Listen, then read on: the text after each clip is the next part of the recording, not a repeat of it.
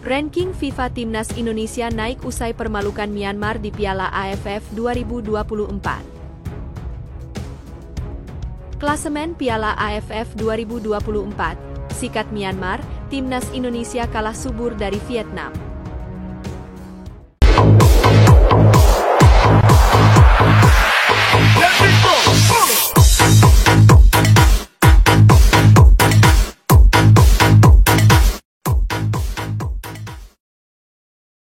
Ranking FIFA Timnas Indonesia naik usai permalukan Myanmar di Piala AFF 2024.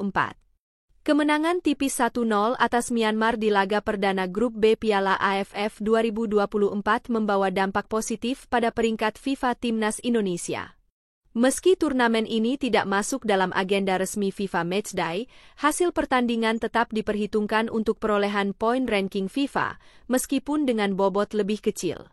Berdasarkan data dari football-ranking.com, kemenangan ini menambah 1,8 poin untuk Indonesia, sehingga total poin mereka naik dari 1135,11 menjadi 1136,91 poin. Dengan total tersebut, Timnas Indonesia diproyeksikan naik ke peringkat 124 dunia, menggusur Rwanda yang memiliki 1136,06 poin. Pertandingan melawan Myanmar digelar di Stadion Tuna, Yangon, Senin, 9 Desember 2024, malam waktu Indonesia Barat. Gol tunggal kemenangan Indonesia dicetak pada menit ke-76 melalui tekanan agresif yang akhirnya memaksa penjaga gawang Myanmar, Zin Nyinyi Aung, melakukan gol bunuh diri. Keputusan pelatih Shin Tae-yong untuk menurunkan Asnawi Mangkualam, Victor Dethan, dan Rafael Struijk di babak kedua terbukti krusial, memperkuat lini serang Garuda yang tampil lebih tajam. Piala AFF 2024 memberikan peluang besar bagi Timnas Indonesia untuk memperbaiki posisi mereka di ranking FIFA. Jika Indonesia mampu menyapu bersih seluruh 8 pertandingan di turnamen ini dengan kemenangan, tambahan total sekitar 18,52 poin dapat membawa mereka naik hingga peringkat 119 dunia. Namun, tantangan ke depan masih berat. Meski telah mengawali turnamen dengan poin penuh dan memuncaki klasemen sementara Grup B, Garuda masih harus menghadapi Laos dan Vietnam, dua tim yang juga menjadi ancaman serius di fase grup. Kenaikan peringkat FIFA bukan hanya soal gengsi, tetapi juga berimplikasi pada berbagai aspek strategis sepak bola Indonesia, termasuk peluang mendapatkan lawan-lawan yang lebih berkualitas di laga uji coba internasional, serta daya tarik bagi para pemain diaspora untuk bergabung dengan skuad Garuda. Dengan modal awal kemenangan atas Myanmar, Timnas Indonesia tidak hanya menjaga asa meraih gelar juara, tetapi juga membuka peluang memperbaiki posisi mereka di kancah sepak bola dunia. Semua mata kini tertuju pada laga berikutnya, di mana Garuda diharapkan terus terbang tinggi. Klasemen Piala AFF 2024, sikat Myanmar, Timnas Indonesia kalah subur dari Vietnam. Timnas Indonesia dan Vietnam sama-sama meraih kemenangan pada laga pertama Grup B Piala AFF 2024, Senin, 9 Desember 2024, malam waktu Indonesia Barat. Kedua tim dibedakan produktivitas gol. Tampil terlebih dahulu, Timnas Indonesia menaklukkan tuan rumah Myanmar 1-0 di Tuna Stadium. Garuda berjaya berkat gol bunuh diri kiper Zin Nyinyi Aung pada menit ke-76. Sementara Vietnam juga berstatus tim tamu saat bertemu Laos di National Stadium. Sempat kesulitan menembus pertahanan tuan rumah di babak pertama, hegemoni Vietnam akhirnya terlihat selepas jeda.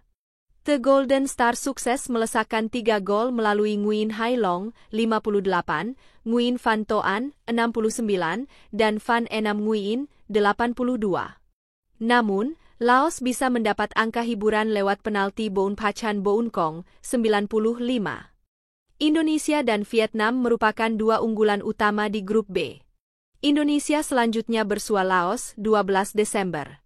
Sementara Vietnam mendapat waktu rehat sebelum meladeni Indonesia, 15 Desember. Indonesia mengambil inisiatif serangan. Namun, Myanmar mendapat peluang emas pertama.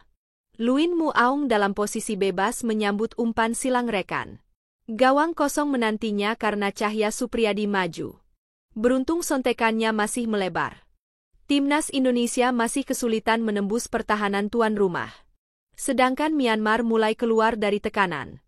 Pertandingan berjalan dengan tempo sedang. Marcelino Ferdinand sempat menemukan ruang di sisi kanan lini belakang. Dia mengirim umpan lambung yang disambut tandukan Hoki Caraka. Sayang upayanya mudah ditangkap kiper lawan.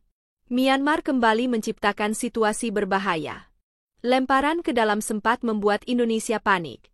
Beberapa saat kemudian, Luin Mu Aung melepas tembakan yang bisa dimentahkan Cahya Supriyadi.